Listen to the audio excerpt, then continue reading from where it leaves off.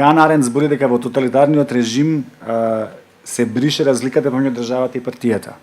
Значи, она што ние го збориме како партизација, како процес на партизација, менување на административното тело, менување на позиционирање, доаѓање до работа само преку партиска книшка и преку партиски врски.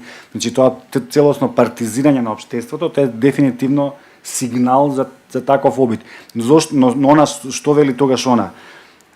Државата и партијата се преплетуваат и се губи дистинкцијата помеѓу нив, затоа што ниту партијата, ниту државата се она до кое што треба да стигнеме. Значи, пак ја прави таа дистинкција, затоа што нас ни е целта да го завладееме светот, не оваа држава не е таа битна.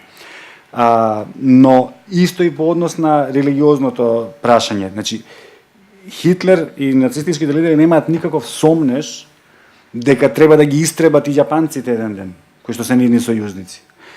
Во Италија не гледале ариевски материјал.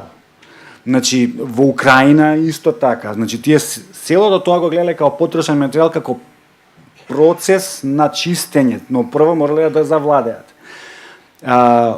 Она што е, значи, да не одиме, да не застануваме само на неизе, она што е интересно за нас е да се види дека тие механизми функционираат и дека се применуваат.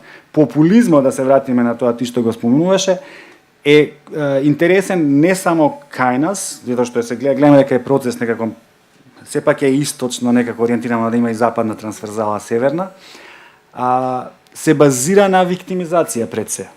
Значи, ние сме жртви, ова мора да престане, и сега секој се наоѓа разни жртви. Турците им се жртви на христијанската доминација, Путин знаеме со кого се расправа, УКИП со кого се расправа во Англија, Лепен во Франција и така натаму. Значи, постојаното барање жртви надвор и внатре, односно малтретатори надвор и внатре, и ветувањето дека ќе ги исчистите тие закани, се драйвот на тие националистички движења. Ние овде имаме, значи, јас пак би сакал да го дефинирам попрецизно нашето секојдневие. Ние имаме етнократски поредок. Во Израел има етнократија. Исто така, значи од израелски колега го презимам овој израз. Во етнократија ништо друго не е важно, сем етницитетот. Тогаш се друго станува второстепено и неважно и небитно. Во етнократија вие ги имате можноста, проодноста на сите митови што го подхрануваат етничкото чувство. Чувството на етничка припадност и окрупнувањето околу етничката заедница вас ве мобилизира и ве прави лојален припадник на тој режим. Значи, режим. Не збориме за тоталитарен режим, збориме за режим. Некаков си вид на наметнато, не баш правично и правдолюбиво уредување.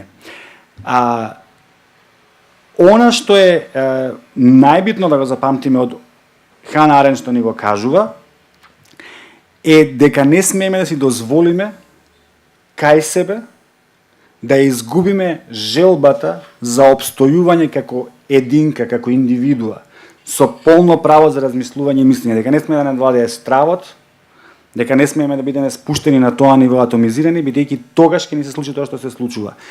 Сите современи теории на моќта зборуваат само за едно. Моќта, за тоа зборува и Хана Аренд, произлегува од масите, од мноштвото. Без масовна подршка, ниеден режим не може да биде на власт. Во нашава земја, нажалост, со успешните механизми на манипулирање со ирационалното, е дојдено до состојба да ние ги имаме овие владеачки структури кои што владеат со масовна подршка. И за тоа треба да сме свесни. Лекциите и поуките од ова дело не се толку за да се плашиме од стравот од тоталитарен поредок, бидејќи македонците нема да завладеат со светот, нити со Бугарија, нити со Грција, нити со Албанија, нити со Србија, за почеток, па да се шират понатаму, нити пак ќе се преобратат тие во вистински македонци, но опасноста е во тоа да не заборавиме дека не смееме да престанеме да мислиме со своја глава и дека не постои идеологија